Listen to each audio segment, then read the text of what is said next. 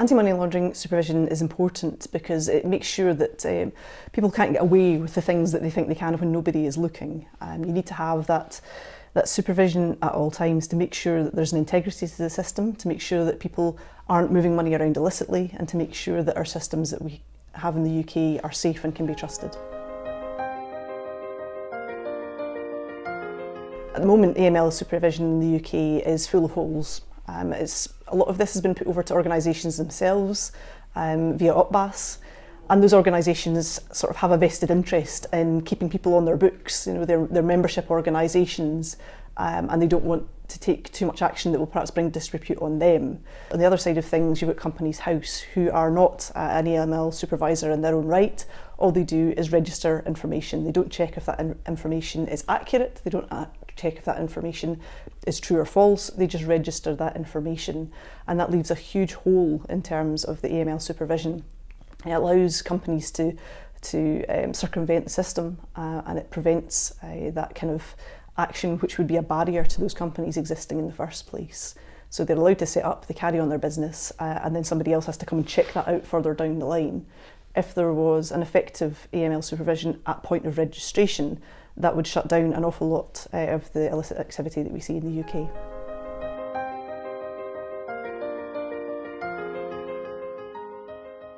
The immediate reforms I would like to see are changes to Companies House, to allow Companies House to have that kind of first point of contact checking on companies when they register a company. At the moment, it's very cheap to register a company. There's very, very few barriers to doing that.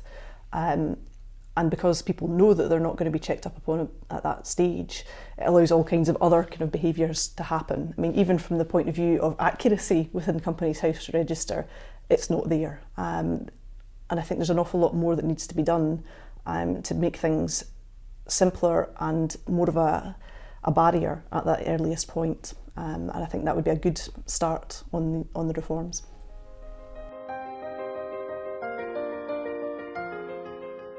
When the Treasury is looking at AML supervision reviews as well in terms of accountants and lawyers, it's very easy, I suppose, to get compliance from the big firms because they can have systems in place, they can go all the way through every layer of their organisation and make sure that there are steps in place to prevent money laundering happening.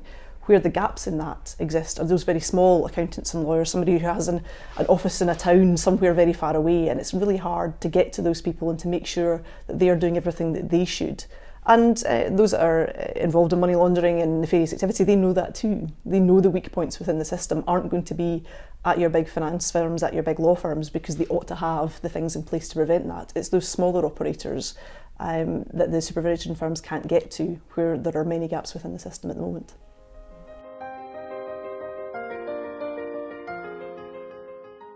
An ideal AML supervision system would be one with transparency at its heart and accuracy at its heart. What we want to try and prevent is the kind of magnet of people coming to the UK to launder money, to move things through companies, to use property as a means of hiding their dirty money that they've got from other places. And at the moment, the system is such that the opposite is true.